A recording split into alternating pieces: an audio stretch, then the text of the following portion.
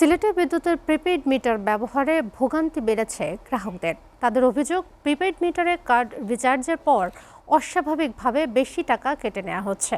এই নিয়ে গ্রাহকদের মধ্যে অসন্তোষ বাড়ছে। প্রিপেইড মিটার বাতিল করে পুনরায় পোস্টপেইড মিটার স্থাপনের দাবি গ্রাহকদের। সিলেট থেকে আবু তাহের চৌধুরীর প্রতিবেদন। সিলেটের বিভিন্ন এলাকার বিদ্যুতের প্রিপেইড মিটার চালু হওয়ার পর থেকে বিল অস্বাভাবিক হারে বৃদ্ধি পেয়েছে। গ্রাহকরা জানান, মিটারের কার্ড রিচার্জ করার পর ডিমান্ড চার্জ সহ বিভিন্ন অজানা খরচ কেটে নেওয়া হচ্ছে। ফলে মাসিক ব্যয় বেড়ে যাওয়ায় অনেকেই আর্থিক চাপের মধ্যে পড়েছেন।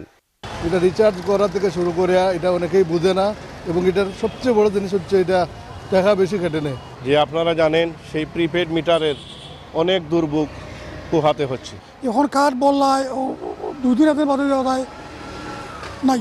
প্রিপেড মিটার নিয়ে অনেক কষ্টের মধ্যে, ভোগান্তির মধ্যে আছি। প্রিপেড মিটার সমস্যা হচ্ছে গিয়া 500 টাকা যদি ভরি তো বললে দেখা যায় যে 2 দিন 3 দিন বাদে 1000 টাকা কাটিয়ে দেয়।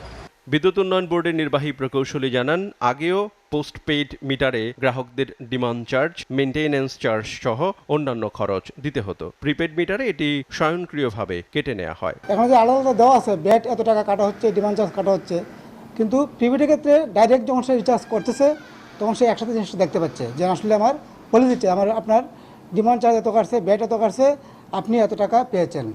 আসলে কিন্তু বেশি কাটার কোনো সুযোগই নাই। গ্রাহক হয়রানি বন্ধ এবং সাশ্রয়ী সেবা পেতে বিদ্যুৎ বিভাগের দৃষ্টি আকর্ষণ করেছেন ভুক্তভোগীরা। SATV news desk.